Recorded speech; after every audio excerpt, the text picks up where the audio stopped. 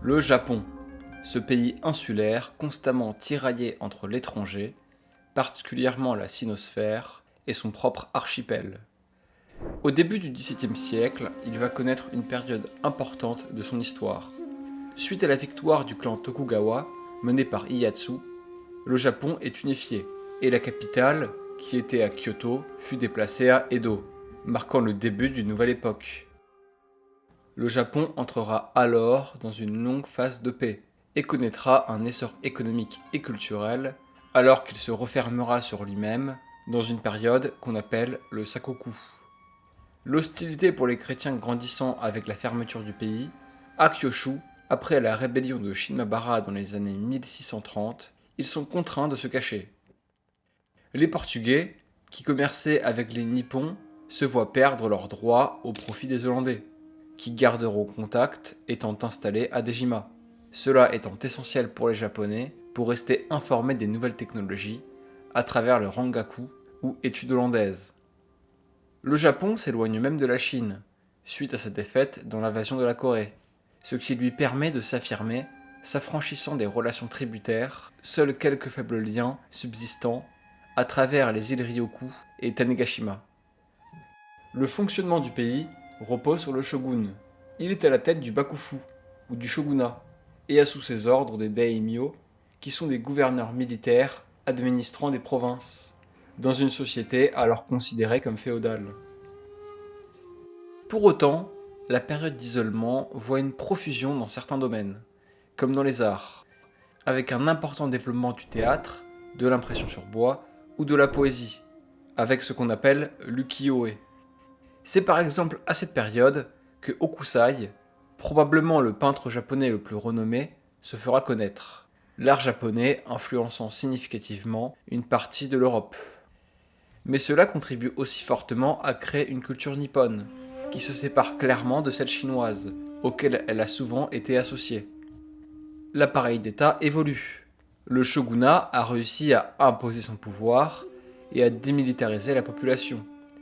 Des redistributions de terres ont lieu. Les cadastres évoluent, avec l'économie qui subit des réformes, malgré qu'elle reste essentiellement agricole et basée sur le riz. Les techniques changent aussi, permettant une meilleure et plus importante exploitation des sols, comme avec des défrichements ou la construction de canalisations, permettant par conséquent un accroissement de la population, qui double presque, mais provoquant aussi des famines plus violentes. Avec cette importante évolution de la société sous les Tokugawa, le rôle de certaines classes évolue grandement. Les samouraïs perdent leur rôle guerrier pour un rôle plus proche de l'administration et représentent désormais avant tout une certaine morale, avec le Bushido, une sorte de code moral qui régit leur vie, leur comportement, leurs droits et leurs devoirs. De plus, ils doivent se soumettre au système de résidence alternée, ou Sankin Kotai, les obligeant à passer une année sur deux à Edo. Ce système, bien qu'en réalité ancien, n'ayant été institutionnalisé qu'avec la période Edo. Dans ce sens, la société évolue avec la pensée néo-confucéenne. Le système hiérarchique place par exemple les bushi, la classe guerrière qui comprend notamment les samouraïs et les shoguns, tout en haut de la hiérarchie. Plus bas, on retrouve les paysans, qui créent, encore en dessous, les artisans, qui transforment, et enfin les marchands, qui ne produisent rien à proprement parler. On pourrait aussi rajouter à cela les États, composés de bouchers, tanneurs et autres activités liées à la mort, marquant cet ancrage de la religion. Mais cette hiérarchisation reste avant tout morale.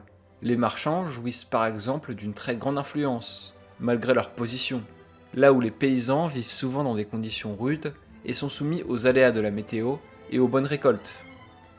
De même que l'empereur, ou Tenno en japonais, qui est censé occuper un rôle essentiel, est bien moins important que le shogun, son rôle restant presque exclusivement symbolique. Le Japon, sous la Pax Tokugawa, se centralise fortement autour de sa capitale, Edo, extrêmement peuplée et concentrant une forte administration.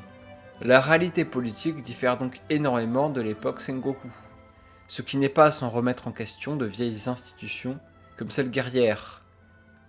Cependant, le 19e siècle marque de nombreux bouleversements à travers le monde.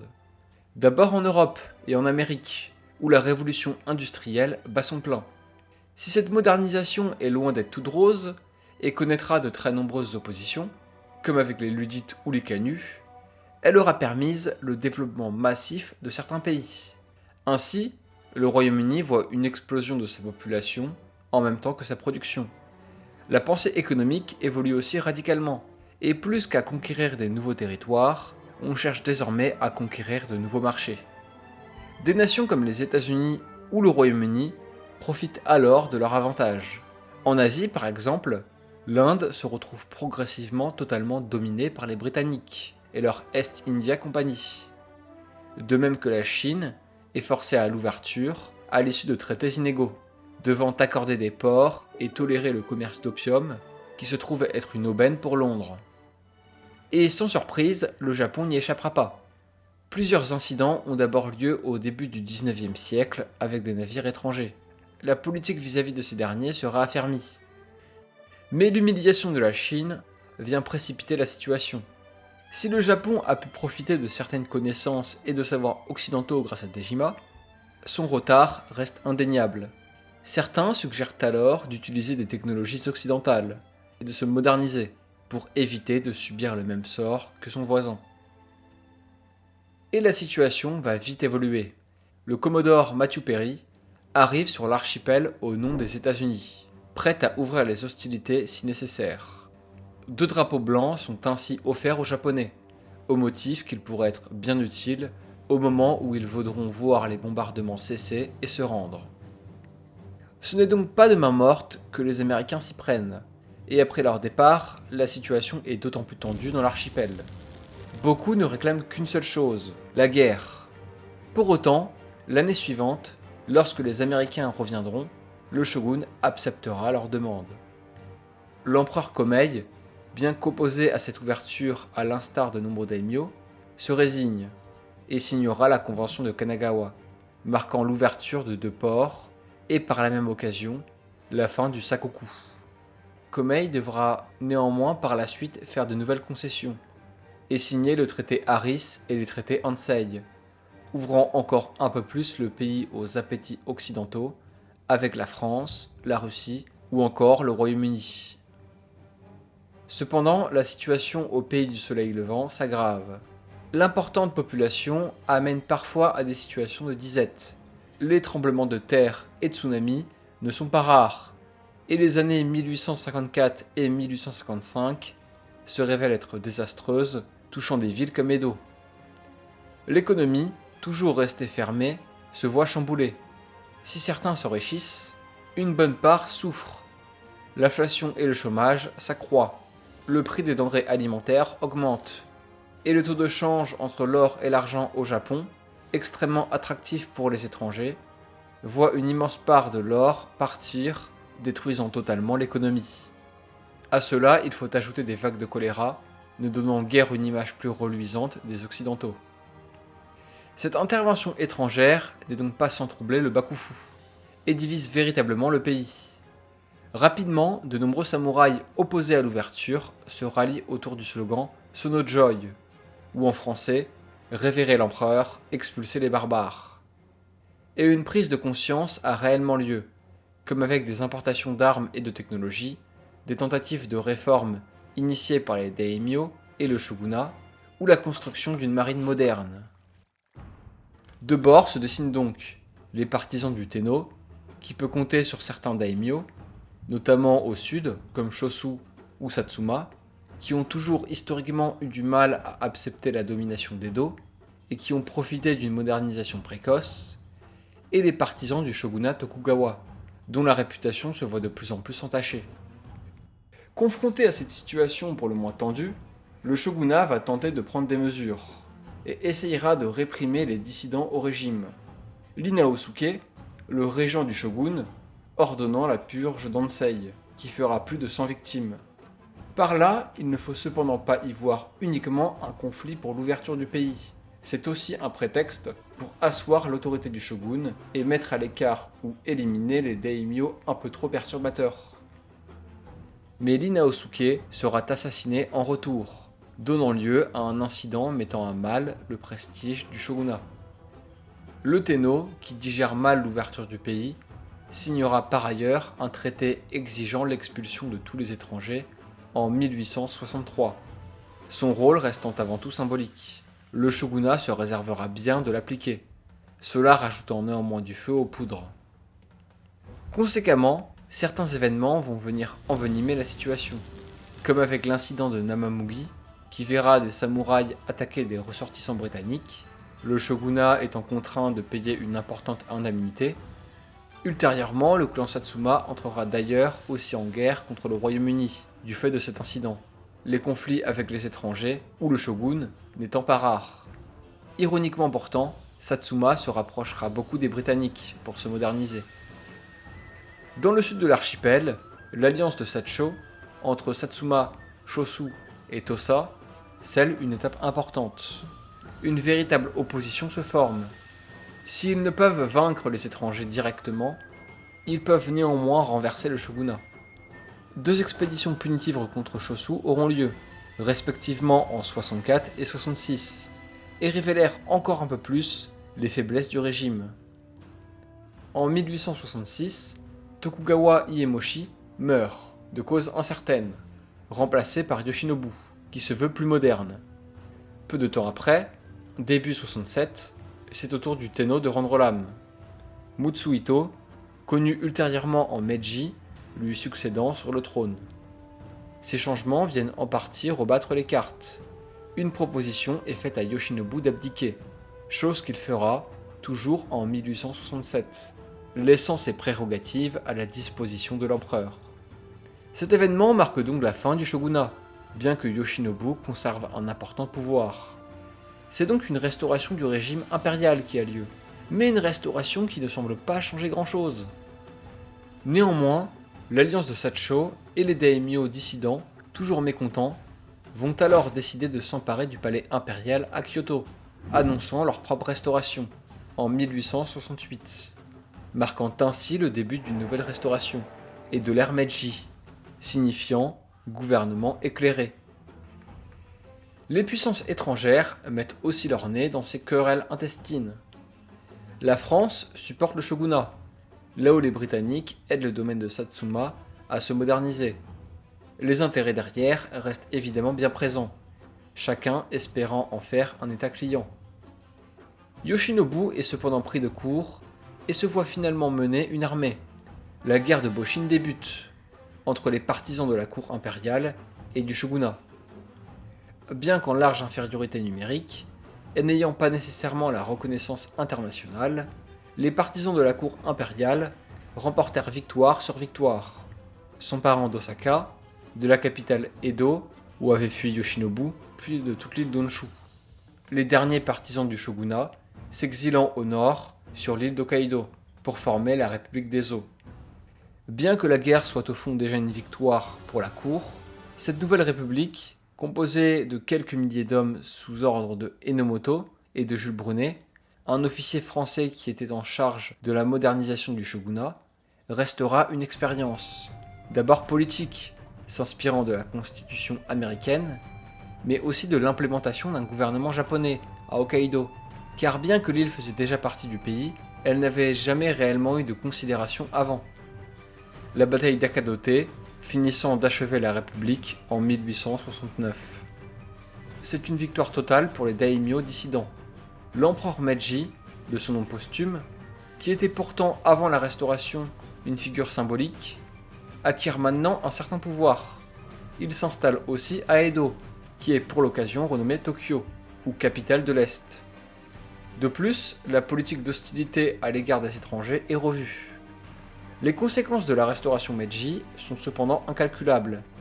Il n'est sans doute pas d'ailleurs anodin qu'on la qualifie parfois de révolution de Meiji, qui témoigne bien de l'ampleur des changements amorcés.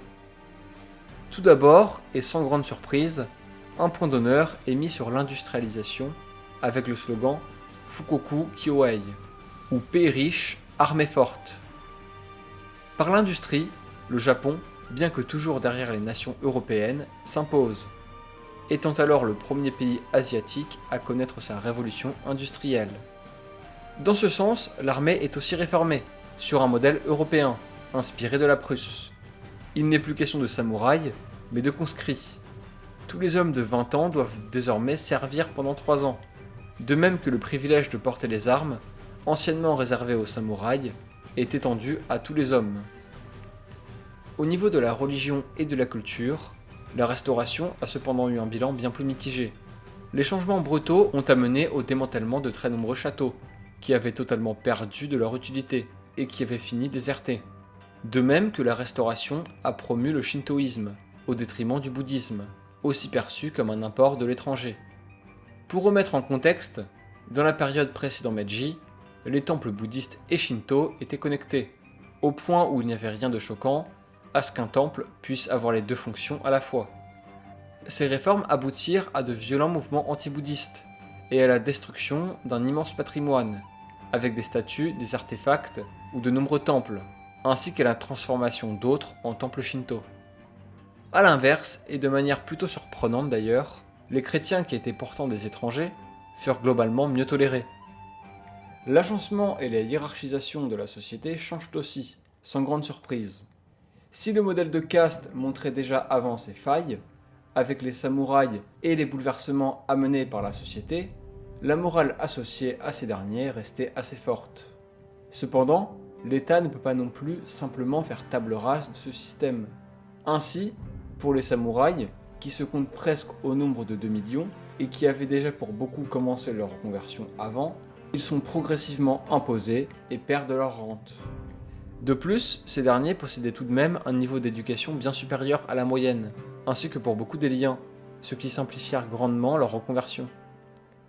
Mais il n'empêche que, sans surprise, cette perte de privilèges pour les samouraïs, ainsi que les importantes remises en question d'une bonne part des anciennes institutions et us et coutumes, ne sont pas sans faire des mécontents parmi leurs rangs, résultant à la rébellion de Satsuma, menée par Seigo Takamori, qui avait pourtant joué un rôle majeur dans la guerre de Boshin, avant d'avoir des mésententes avec le nouveau gouvernement au sujet de l'invasion de la Corée, ralliant son mouvement au slogan de Shinsei Kotoku, ou le gouvernement, la haute moralité.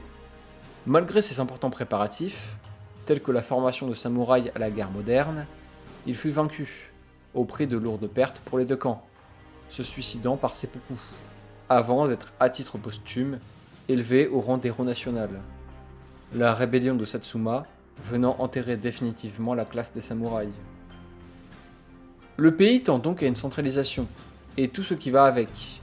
Une armée professionnelle, la construction d'un roman national, qui passe notamment par le shintoïsme, des réformes économiques, comme avec l'impôt qui ne se base plus sur le riz, mais sur la valeur de la terre et devient uniforme, marquant par la même occasion une étape dans le développement du capitalisme, avec la propriété privée qui est aussi légitimée.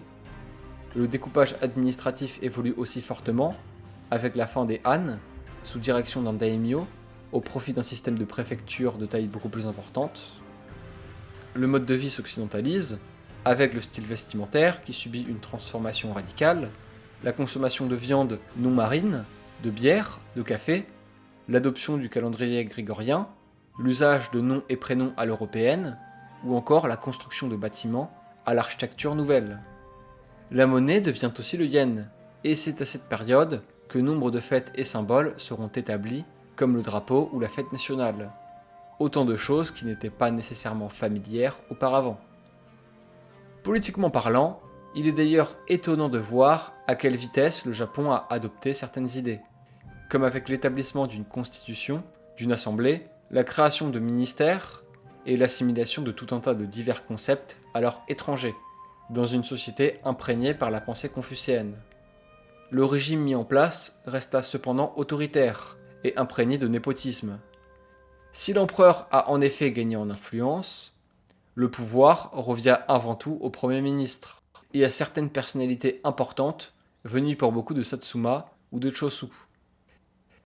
Bien qu'assurément radicale, la Restauration n'aura cependant pas tout détruit de l'ancienne société.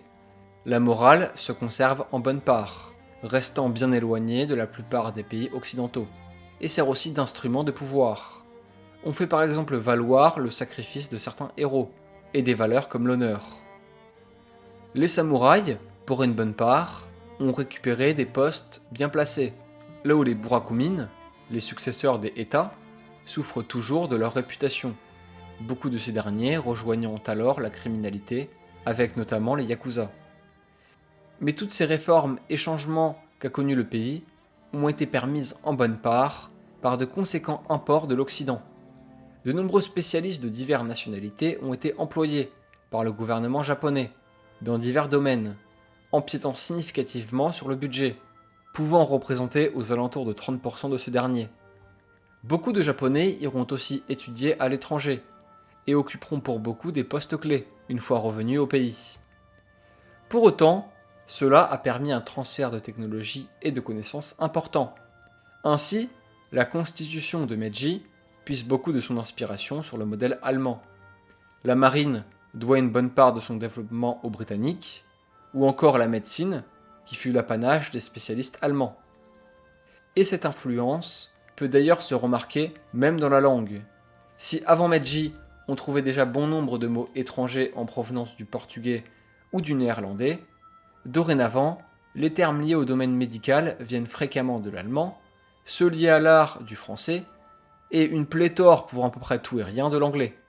Les mots étrangers étant écrits en katakana, un des deux syllabaires du japonais, et ayant en général juste leur phonétique se voyant légèrement modifiée. Aujourd'hui encore, cette période marque, sans surprise, plus au Japon qu'en Occident. Pour autant, certains jeux comme Shogun 2 ou certains films comme Le Dernier Samouraï mettent en avant des événements associés à cette période, comme la rébellion de Satsuma. En somme, bien peu de facettes de la société ont été épargnées et à l'instar des grandes nations européennes, le Japon sera donc parvenu, avec la modernisation Meiji, et non sans certaines difficultés, à se moderniser, marquant probablement un des tournants les plus importants de son histoire. Les ambitions nippones ne s'arrêteront cependant pas là, et bientôt son influence s'étendra à une bonne part de l'Extrême-Orient, notamment en Corée, imposant à son tour ses traités inégaux et l'ouverture du pays. Mais cela sera peut-être pour un prochain épisode.